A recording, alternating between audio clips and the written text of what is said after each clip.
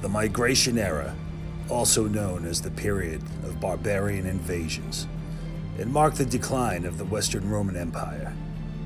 As the Germanic tribes swept through Europe, they carried with them their characteristic round shields. In this episode, we will try to recreate these massive mobile barricades to get an idea of how they were made and how they were used. Join us on this episode of Experimental Archaeology.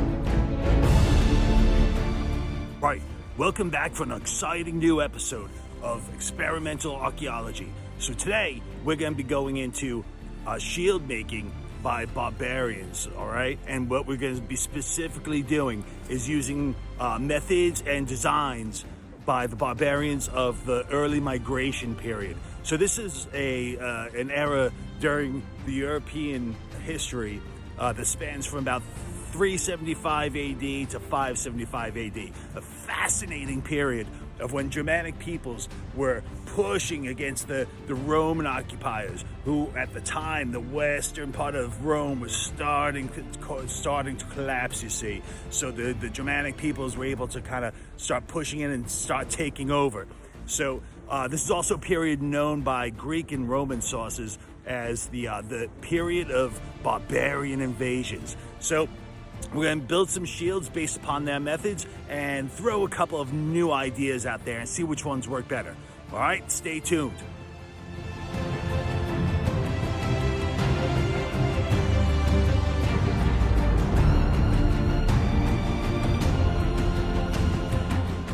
Right, so it's been said that if the early Germanic people and the Vikings and the Swedes and all these guys, if they had plywood, they would have used it. So we're going to make one of our shields out of plywood to see if that holds up better than the traditional way of making them. So right now, my crew is starting to measure their round shield on plywood.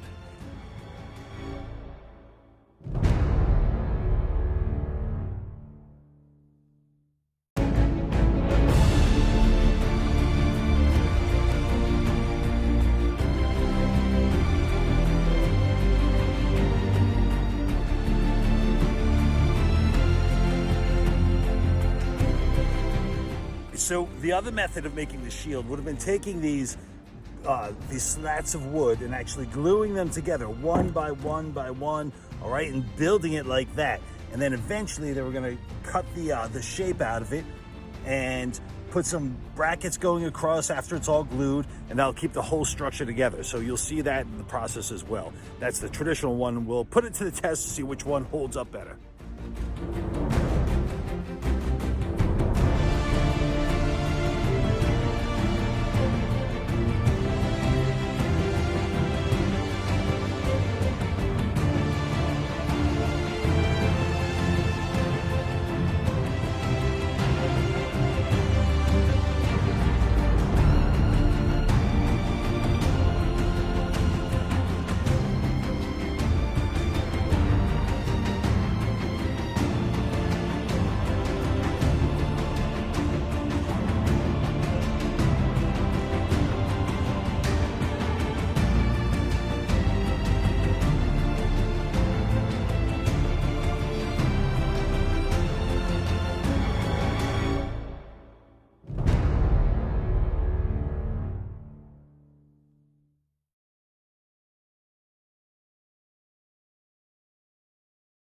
Right, so now that they're all built, we're gonna see which shield would be the best to use. The one that's made out of plywood, which is light and agile like this, or the one made from the traditional slats that are glued together and then reinforced with pieces of wood. Heavy and almost impenetrable. Right, let's see. Now go ahead and hold it out. As you can see, it's nice and light, easy to maneuver. There's the big bugger, which is heavy and hard to lift, but almost impenetrable when you try to get through it. Now we're gonna test to see which one works better.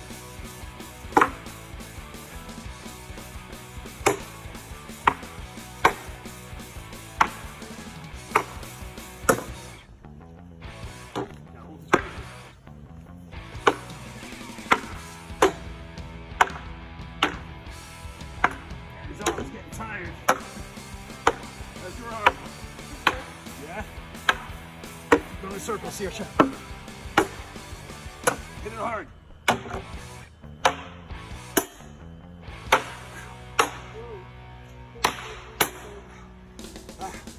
Okay, good.